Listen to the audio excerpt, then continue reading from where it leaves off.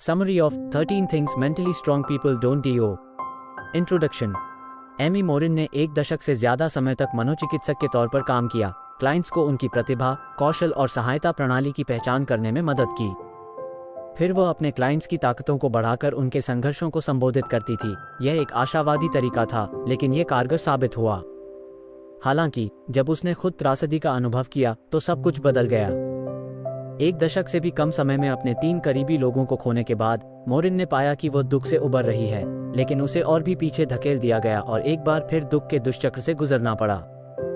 इन चक्रों के बीच मोरिन को एहसास हुआ कि अपनी ताकतों पर ध्यान केंद्रित करना और अपनी कमजोरियों को अनदेखा करना वास्तव में उसकी मदद करने से ज्यादा उसे बाधित कर रहा था।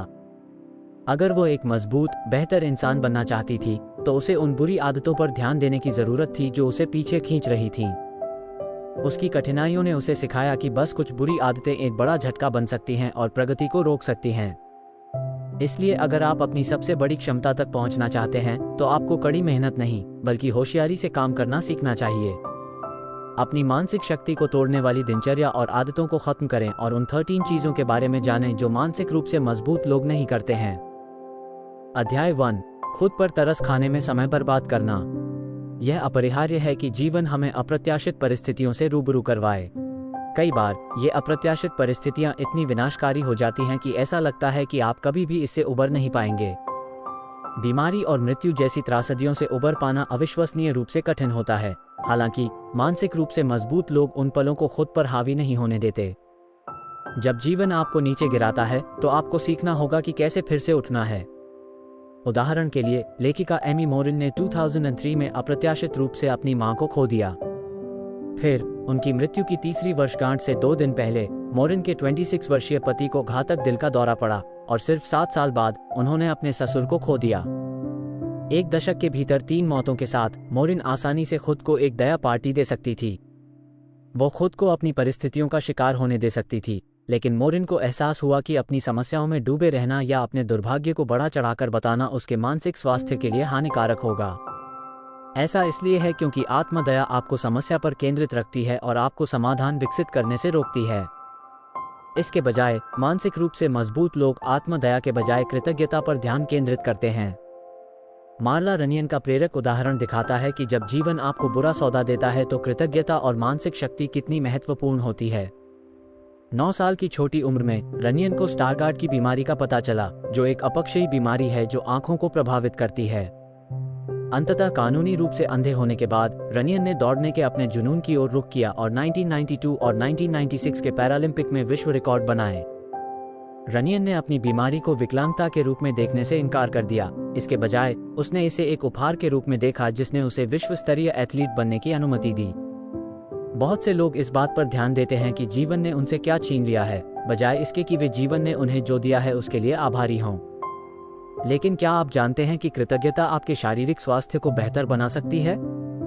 Journal of personality and social psychology ने 2003 में एक अध्ययन प्रकाशित किया जिसमें पाया गया कि जो लोग कृतज्ञता व्यक्त करते हैं उनका प्रतिरक्षा तंत्र स्वस्थ होता है और वे दर्द और पीड़ा से कम पीड़ित होते हैं। इसके अतिरिक्त ये लोग अधिक व्यायाम भी करते हैं, बेहतर नींद लेते हैं और कुल मिलाकर उन लोगों की तुलना में स्वस्थ जीवन जीते हैं जो कृतघ्न हैं। अध्याय 2, अपनी शक्ति दे दो। आप कितनी बार ऐसा कहते हैं, मेरा बॉस मुझे अपर्याप्त महसूस कराता है, या मेरी सास मुझे पागल बना देती है?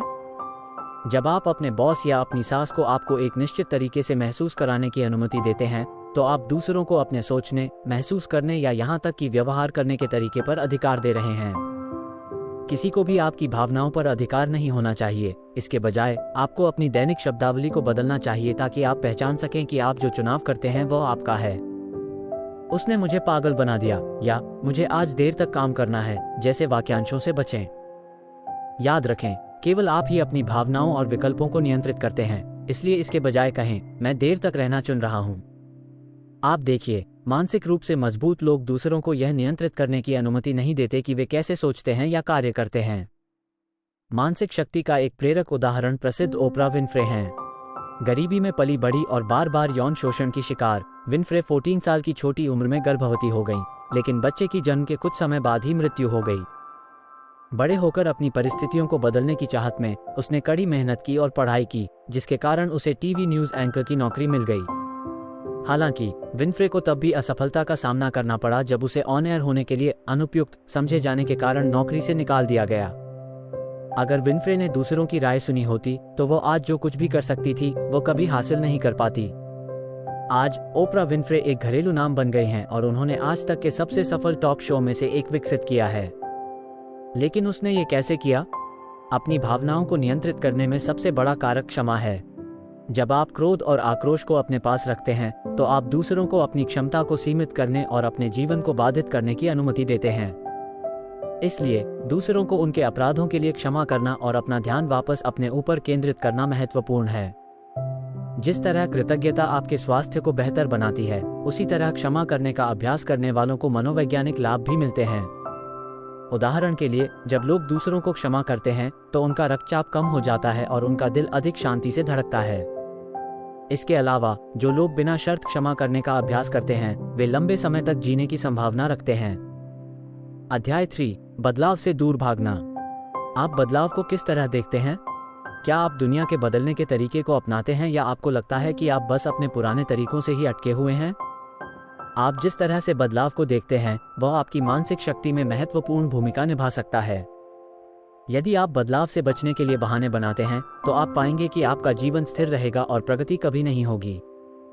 इसके बजाय मानसिक रूप से बदलाव को अपनाना, चुनौतियों के लिए तैयार रहना और सफलता पाने के लिए बदलाव के लिए प्रतिबद्ध होना महत्वपूर्ण है। मानसिक रूप से मजबूत व्यक्ति का एक अविश्वसनीय उदाहरण जिसने बदलाव को अपनाया वह जज ग्रेग मैथिस का है। किशोरावस्था में मैथिस समस्याग्रस्त था और खुद को जेल में और बाहर पाता था। हालांकि जब उसे पता चला कि उसकी मां मर रही है तो उसने उससे वादा किया कि वह अपना जीवन बदल देगा। जेल से रिहा होने के बाद उसे स्थानीय मैकडॉनल्ड्स में नौकरी मिल गई और उसने ईस्टर्न मिशिगन यूनिवर्सिटी में दाखिला लेने की दिशा में काम किया। स्नातक होने के बाद उसने लॉ स्कूल की ओर रुख किया, लेकिन उसे अपने आपराधिक अतीत के कारण वकील के रूप में काम करने से रोक दिया गया। बहुत से लोग इसे स्वीकार कर सकते हैं और बस एक नया रास्ता खोज सकते हैं या हार मान सकते हैं। हालांकि मैथिस ने इस बाधा को अपने रास्ते में नहीं आने दिया। इसके बजाय उन्होंने बदलाव की तलाश की और डेट्रॉइट शहर की सेवा करने के अन्य तरीके खोजे। डेट्रॉइट नेबरहुड सिटी हॉल के लिए एक प्रबंधक के रूप में काम करने के बाद मैथिस और उनकी पत्नी ने एक गैर लाभकारी संगठन की स्थापना की जिसका उद्देश्य युवा लोगों को काम खोजने में मदद करना था। जल्द ही मैथिस को उनके आपराधिक अतीत के बावजूद डेट्रॉइट के लोगों द्वारा न्यायाधीश बनने के लिए चुना गया। मैथिस का मानना था कि कुछ भी संभव है और उन्होंने अपने रास्ते में आने वाले बदलाव को अपनाया। मोरिन का मानना है कि एक बार जब आपको पता चलता है कि आपका अतीत आपको नियंत्रित नहीं करता है तो आप बदलाव के 5 चरणों के माध्यम से अपना रास्ता बनाना शुरू कर सकते हैं। ब्रेक, पूर्व चिंतन। इस स्तर पर लोगों को बदलाव की आवश्यकता से परिचित कराया जाता है। ब्रेक, चिंतन। दूसरे चरण में व्यक्ति खुद को बदलने की आवश्यकता को पहचानना शुरू करता है, लेकिन अभी तक पूरी तरह से बदलाव के लिए प्रतिबद्ध नहीं होता है। उदाहरण के लिए, एक कर्मचारी अपनी बिक्री में वृद्धि नहीं करने पर नौकरी से निकाले जाने के जोखिम को पहचान सकता है, लेकिन वो अभी भी एक नई बिक्री तकनीक को आजमाने से परहेज कर सकता है क्योंकि उसे यकीन नहीं है कि जोखिम लाभ के लायक है या नहीं। ब्रेक, तैयारी। इस चरण के दौरान बदलाव लाने की योजना को लागू किया जाता है। उदाहरण के लिए, एक उद्यमी खुद को बिलों का भुगतान करने में असमर्थ पा सकता है, इसलिए वह उपकरण बेचने, अपनी मार्केटिंग योजना बदलने या राजस्व बढ़ाने के लिए एक नई रणनीति खोजने का फैसला करके समस्या का समाधान करने के लिए एक योजना बनाएगा। ब्रेक, कार्रवाई। इस चरण में तैयारी चरण के चरणों को कार्रवाई में लाया जाता है। उदाहरण के लिए, वजन कम करने के लिए प्रतिबद्ध व्यक्ति इस चरण के दौरान व्यायाम करना और अपने खाने की आदतों को बदलना शुरू कर देगा। ब्रेक, रखरखाव। इस चरण के दौरान आपको ये सीखना होगा कि इस बदलाव को लंबे समय तक कैसे बनाए रखा जाए। अपनी प्रगति की निगरानी करना और संभावित बाधाओं और नुकसानों के लिए आगे की योजना बनाना महत्वपूर्ण है जो आपको अपने पुराने तरीकों पर वापस जाने के लिए प्रेरित कर सकते हैं। उदाहरण के लिए, जो व्यक्ति स्वस्थ जीवन शैली बनाए रखना चाहता है उसे बाहर खाने से पहले और छुट्टियों के मौसम से पहले योजना बनानी चाहिए ताकि वो स्वयं को उच्च कैलोरी वाले खाद्य पदार्थों से बचा सके। अध्याय 4, उन चीजों पर ध्यान केंद्रित करें जिन्हें वे नियंत्रित नहीं कर सकते। हम में से कुछ लोग सुपरहीरो कॉम्प्लेक्स से पीड़ित हो सकते हैं, जिसमें हमें सब कुछ ठीक करने की जरूरत महसूस होती है।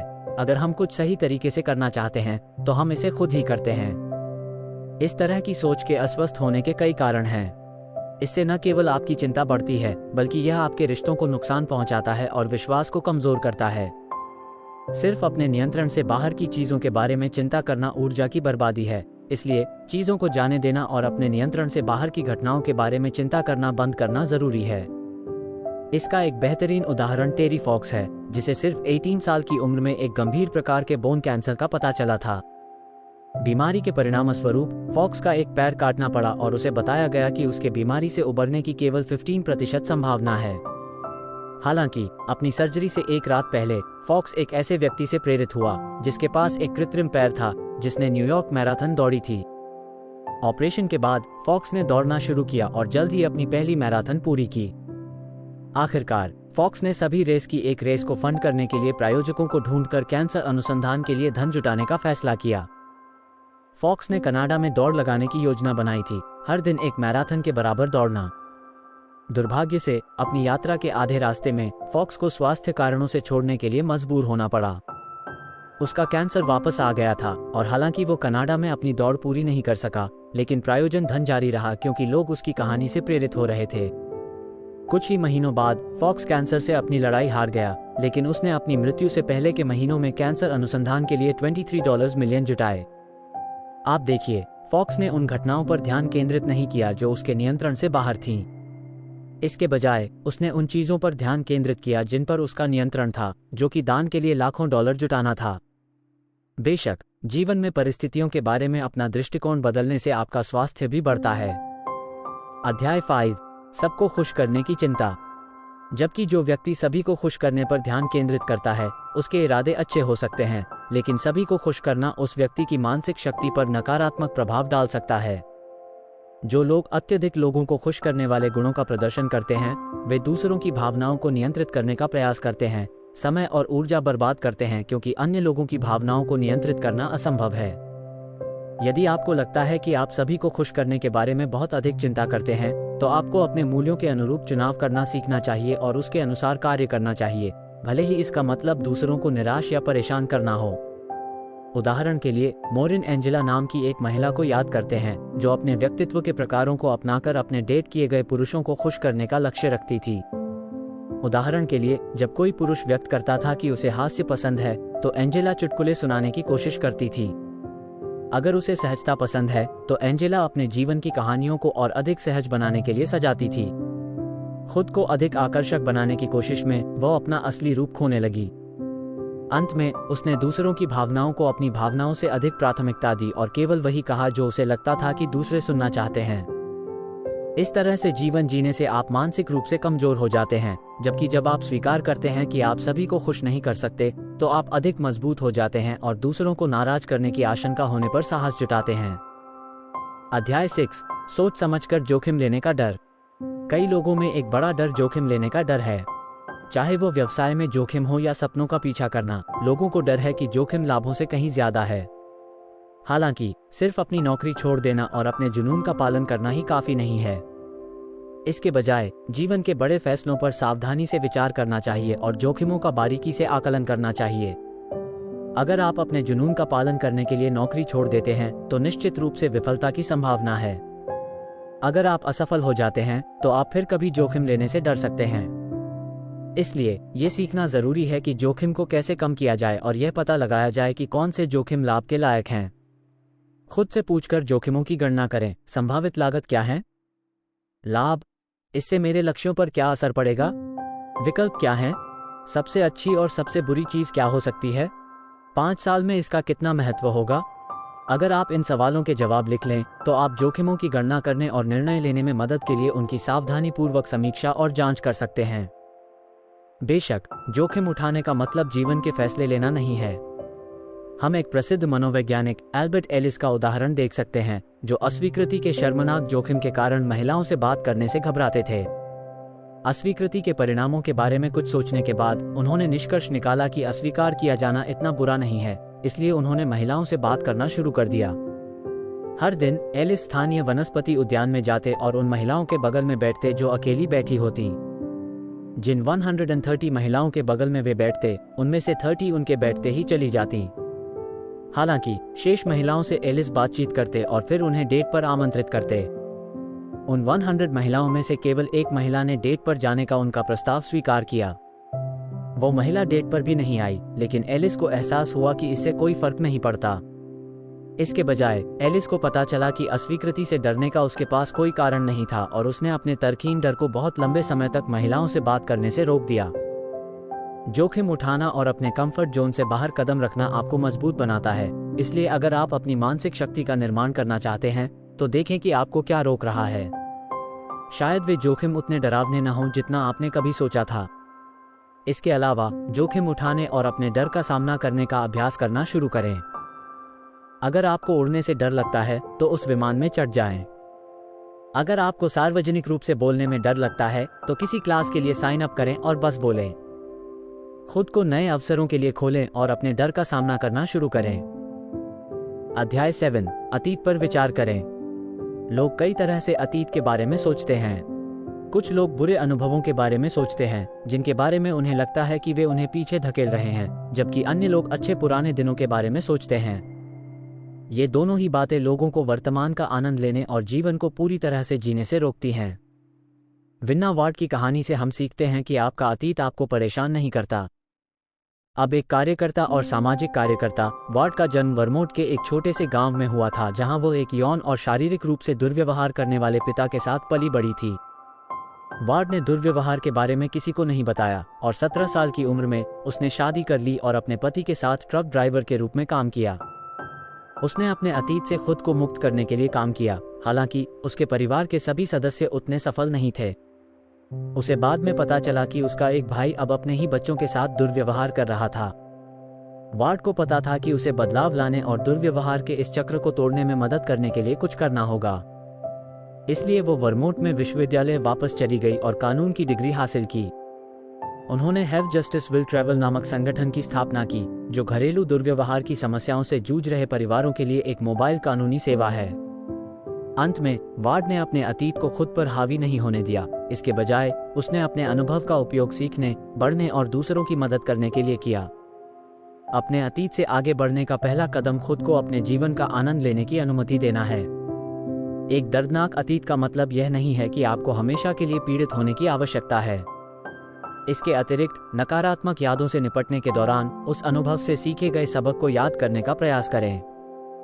अंत में स्थिति को निष्पक्ष रूप से देखने का लक्ष्य रखें, पिछले कार्यों को क्षमा करें और उन नकारात्मक भावनाओं को ढोने के बोझ को कम करने के लिए खुद को भी क्षमा करें। अध्याय 8, वही गलतियां दोहराएं। बड़े होते हुए हमें से कई लोग गलतियां करने पर शर्मिंदा होते हैं या डांट खाते हैं। जब हम किसी प्रश्न का गलत उत्तर देते हैं तो हमें शर्मिंदगी महसूस हो सकती है, या जब हम खराब ग्रेड लाते हैं तो हमें दंडित किया जा सकता है।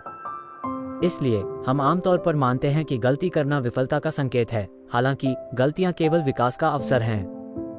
मानसिक रूप से मजबूत लोगों की एक विशेषता यह है कि वे अपनी गलतियों से सीखते हैं और यह सुनिश्चित करने के लिए कदम उठाते हैं कि वे भविष्य में उन्हें न दोहराएं। आप रोलैंड मैसी के प्रेरक उदाहरण को देख सकते हैं, जिन्होंने 19वीं सदी के मध्य में मैसाचुसेट्स के एक छोटे से शहर में ड्राई गुड्स की दुकान खोली थी। हालांकि मैसी ने एक शांत जगह चुनने की गलती की, जिसका मतलब था कि उन्हें ग्राहकों को लाने में संघर्ष करना पड़ा। इसलिए उन्होंने कार्रवाई करने और शहर में एक बड़ी परेड आयोजित करने का फैसला किया। दुर्भाग्य से परेड के दिन इतनी मूसलाधार बारिश हुई कि कोई भी नहीं आया और मैसी को अपना व्यवसाय बंद करने के लिए मजबूर होना पड़ा। मैसी ने कसम खाई कि वो फिर से वही गलती नहीं करेगा, इसलिए अगली बार जब उसने मैसी ड्राई गुड्स स्टोर खोला तो उसने न्यूयॉर्क के डाउनटाउन में एक प्रमुख स्थान चुना। स्टोर बहुत लोकप्रिय हो गया और मैसी के अब दुनिया भर में स्थान हैं। हर साल विशाल श्रृंखला मैसी के थैंक्सगिविंग डे परेड का आयोजन करती है, जो साल की सबसे लोकप्रिय बहुप्रतीक्षित परेड में से एक है। अंत में रोलैंड मैसी ने अपनी गलतियों से सीखा, जिसने उन्हें दुनिया की सबसे सफल डिपार्टमेंट स्टोर श्रृंखलाओं में से एक बनाने की अनुमति दी। मोरिन सलाह देते हैं कि एक ही गलती दोहराने से बचने के लिए उसका अध्ययन करें। खुद से पूछें, क्या गलत हुआ? मैं क्या बेहतर कर सकता था? और अगली बार मैं क्या अलग कर सकता हूँ? इसके अलावा अपनी गलतियों को स्वीकार करना और जिम्मेदारी स्वीकार करना महत्वपूर्ण है। अंत में आप खुद को नियंत्रण में रखेंगे और अपनी मानसिक शक्ति का निर्माण करना शुरू करेंगे। अध्याय 9, दूसरों की सफलता पर नाराज होना। जब आप किसी सहकर्मी को पदोन्नति प्राप्त करते देखते हैं या किसी परिवार के सदस्य को ऐसा घर खरीदते देखते हैं जिसे आप खरीद नहीं सकते, तो ईर्ष्या की भावनाएं सतह पर आ सकती हैं। हालांकि यह सामान्य हो सकता है। दूसरों की सफलता से ईर्ष्या महसूस करना अंततः आक्रोश की ओर ले जाता है, जो आपको अपने स्वयं के मार्ग से विचलित कर सकता है, जिससे आपको ऐसा महसूस होता है कि आप असफल हैं। और जबकि ईर्ष्या एक सामान्य लक्षण है, ये स्वस्थ से बहुत दूर है। इसके बजाय अन्य लोगों की सफलता के प्रति अपनी ईर्ष्या पर काबू पाएं और सीखें कि उनकी सफलता का अपने लाभ के लिए कैसे उपयोग करें। आइए मिल्टन हर्शे का उदाहरण लें, जिनके कर्मचारी एच.बी. रीज ने हर्शे की चॉकलेट फैक्ट्री में काम करते हुए उसी शहर में एक प्रतिद्वंद्वी कैंडी कंपनी का निर्माण शुरू किया। हालांकि हर्शे नाराज नहीं हुए। इसके बजाय उन्होंने रीज को अपना पूरा समर्थन दिया और रीज को अपने प्रयोगों के लिए हर्शे की मिल्क चॉकलेट का उपयोग करने की अनुमति दी। उन प्रयोगों के दौरान रीज ने हर्शे की मिल्क चॉकलेट से घिरा एक पीनट बटर कप बनाया। एक दूसरे की कंपनी को प्रतिस्पर्धा के रूप में देखने के बजाय दोनों लोगों ने अपनी सफलताओं का जश्न मनाया और एक दूसरे की शक्ति का अपने लाभ के लिए उपयोग किया। उन्होंने अपनी ताकत का समर्थन किया और अंत में दोनों ने अविश्वसनीय रूप से सफल व्यवसाय बनाए। अपने पूरे जीवन में दोनों लोगों ने सहयोग करना जारी रखा और उनकी मृत्यु के बाद दोनों कंपनियों का अंततः विलय हो गया। तो आप हर्शे और रीज की कहानी से क्या सीख सकते हैं? जब लोग सफलता का आनंद लेते हैं और जश्न मनाते हैं, तो वे अन्य सफल लोगों को आकर्षित करते हैं, जो फिर सहयोग और निरंतर सफलता के अवसर पैदा करते हैं। अध्याय 10। पहली असफलता के बाद हार मान लेना। कई लोगों को सबसे बड़ा डर असफलता का डर होता है। कई लोग किसी भी कीमत पर असफलता से बचना चाहते हैं, इसलिए वे जोखिम लेने से डरते हैं। हालांकि सफलता की लगभग हर कहानी असफलता और दृढ़ता की एक लंबी राह से शुरू होती है। सीधे शब्दों में कहें तो जो लोग सफल होते हैं, वे अपनी असफलताओं को सुधार के लिए कदम के रूप में देखते हैं। कभी हार न मानने के सबसे अच्छे उदाहरणों में से एक शायद थॉमस एडिसन का है। इतिहास के सबसे महान आविष्कारकों में से एक, एडिसन को प्रकाश बल्ब का आविष्कार करने के लिए जाना जाता है। हालांकि क्या आप जानते हैं कि एडिसन के कई अन्य आविष्कार भी पूरी तरह से विफल रहे? एक इलेक्ट्रिक पेन और यहाँ तक कि एक भूत मशीन भी थी। बेशक आपने शायद इनके बारे में कभी नहीं सुना होगा, ऐसा इसलिए क्योंकि वे पूरी तरह से विफल रहे थे। हालांकि एडिसन ने अपने असफल आविष्कारों को विफलताओं के रूप में नहीं देखा, इसके बजाय उन्होंने उन्हें सीखने के अवसरों के रूप में देखा और उनमें से प्रत्येक सफलता के एक कदम करीब था। शोध बताते हैं कि जब सफलता की बात आती है तो कड़ी मेहनत प्रतिभा से अधिक महत्वपूर्ण होती है। उदाहरण के लिए, जिन लोगों ने लगातार 10 साल तक अभ्यास किया और कभी हार नहीं मानी, उन्होंने अपने कौशल को निखारा और अंततः उन लोगों से बेहतर बन गए जो स्वाभाविक रूप से प्रतिभाशाली लगते थे। ये बात शतरंज के खिलाड़ियों, एथलीटों, संगीतकारों और दृश्य कलाकारों के मामले में सच साबित हुई। 20 साल की कड़ी मेहनत और प्रतिबद्धता के बाद बिना किसी प्रतिभा वाले व्यक्ति सफलता के उच्च स्तर तक पहुंच सकते हैं और विश्व स्तरीय मानक हासिल कर सकते हैं। असफलता बस सफल होने का एक हिस्सा है और यह इस बात का संकेत है कि आपको चुनौती दी जा रही है। आप असफलता पर काबू पाने का विकल्प चुन सकते हैं, लेकिन कैसे? अपनी असफलताओं से सीखने और उन्हें दोहराने से बचने के लिए एक योजना बनाकर शुरुआत करें। इसके अलावा आपको असफल होने के लिए तैयार रहना चाहिए, बहुत ज्यादा। अगर आप असफलता के आदी हो जाते हैं तो यह अब डरावना नहीं रह जाता और आप कड़ी मेहनत करना जारी रखेंगे और अंततः सफलता प्राप्त करेंगे। अध्याय 11। अकेले समय का डर। कई दिनों तक आप शोर से घिरे रहते हैं। उदाहरण के लिए, अगर आप किसी बड़े शहर में रहते हैं तो काम पर जाने के दौरान आपको सार्वजनिक परिवहन या यहाँ तक कि आपकी कार में रेडियो की आवाज भी सुनाई देती है। काम पर जाने के बाद आप बातचीत कर सकते हैं, मीटिंग कर सकते हैं, आदि। ऐसा बहुत कम समय होता है जब आपका जीवन पूरी तरह से शांत हो। तो जब हम काम से घर आते हैं तो आप कैसे सामना करते हैं? कई लोग टेलीविजन चालू करके उस शोर के स्तर को बनाए रखने की कोशिश करते हैं। वे उस असहज खामोशी को भरने का लक्ष्य रखते हैं, लेकिन जब आप अपने जीवन को शोर से भर देते हैं तो आप एक शक्तिशाली अवसर खो देते हैं। शोध से पता चलता है कि चुपचाप अकेले समय बिताने से नवीनीकरण, कायाकल्प, प्रेरणा और चिंतन होता है। अपने विचारों को तकनीक या ध्वनियों में डूबने से बचें। इसके बजाय हर दिन 10 मिनट कुछ ना करने और अपनी भावनाओं के साथ रहने के लिए निर्धारित करके अपनी मानसिक शक्ति का निर्माण करें। इन 10 मिनटों के दौरान आप अपने जीवन के लक्ष्यों के बारे में सोच सकते हैं और यह निर्धारित कर सकते हैं कि आप उन्हें प्राप्त करने के लिए सही रास्ते पर हैं या नहीं। आप नए लक्ष्यों या सपनों के बारे में सोचने के अवसर का उपयोग कर सकते हैं और अपने इच्छित जीवन की कल्पना करने के लिए विजुअलाइजेशन तकनीकों का उपयोग कर सकते हैं। इन सभी विचारों को एक डायरी में लिखकर ना भूलें। इसके अलावा छोटी छोटी दैनिक आदतें अपनाने की कोशिश करें, जैसे कि कार में रेडियो या टीवी बंद कर देना जब आप नहीं देख रहे हों, या शायद अपने फोन के बिना टहलने की कोशिश करें। इन छोटी छोटी दैनिक गतिविधियों से चिंता और अवसाद दोनों कम होते हैं। सचेत होने से जागरूकता बढ़ती है और आप उस पल में खुद को स्वीकार करने लगते हैं। आप अपनी सचेतनता को एक कदम आगे ले जा सकते हैं और मौन में सहज होने के लिए ध्यान की ओर रुख कर सकते हैं। अध्ययनों से पता चला है कि ध्यान अनुभूति और भावना दोनों को विनियमित करके मस्तिष्क की संरचना को सकारात्मक रूप से बदलता है। इससे भी अधिक, ध्यान उन लोगों पर सकारात्मक प्रभाव डालता है जो सांस लेने में कठिनाई, ट्यूमर, अनिद्रा, पुराने दर्द और हृदय संबंधी समस्याओं से जूझते हैं। ध्यान और सचेतनता सीखने से आपके जीवन की गुणवत्ता बढ़ती है और आपको एकांत में सहज होने में मदद मिलती है। अध्याय 12, महसूस करें कि दुनिया उनका कुछ ऋणी है। आजकल बहुत से बच्चे ऐसे बड़े होते हैं जब उनके माता पिता उनकी हर छोटी बड़ी सफलता पर उनकी प्रशंसा करते हैं। बेशक, माता पिता के लिए अपने बच्चों को ऊंचा स्थान देना स्वाभाविक है। हालांकि जब माता पिता अपने बच्चों को जिम्मेदारी स्वीकार करना नहीं सिखाते हैं, तो वे बच्चे बड़े होकर हकदार बन जाते हैं और मानते हैं कि दुनिया उनका कुछ ऋणी है। आप एथन काउच का उदाहरण देख सकते हैं, जिसने 2013 में नशे में गाड़ी चलाते हुए 4 लोगों की हत्या कर दी थी। उस समय काउच टेक्सास में रहने वाला एक किशोर था, जिसके माता पिता अमीर थे, जो उसे जिम्मेदारी सिखाने के बजाय उसे लाड़ प्यार करते थे। इसलिए उसके वकीलों ने वास्तव में अदालत में तर्क दिया कि काउच एफ्लुएंजा से पीड़ित था, एक ऐसी स्थिति जिसमें वो बहुत विशेषाधिकार प्राप्त था और इसलिए अपने कार्यों की जिम्मेदारी नहीं ले सकता था। चौंकाने वाली बात यह है कि वकील का बचाव काम कर गया और काउच को केवल परिवीक्षा और पुनर्वास की सजा मिली, न कि जेल की सजा।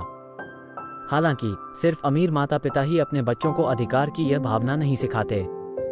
आपने भी शायद अपने दोस्तों को ऐसी सलाह देते हुए पाया होगा, जो कुछ इस तरह की हो: चिंता मत करो, कुछ बेहतर तुम्हारे रास्ते में आएगा, या तुम जो कुछ भी कर चुके हो उसके बाद तुम कुछ अच्छा पाने के हकदार हो।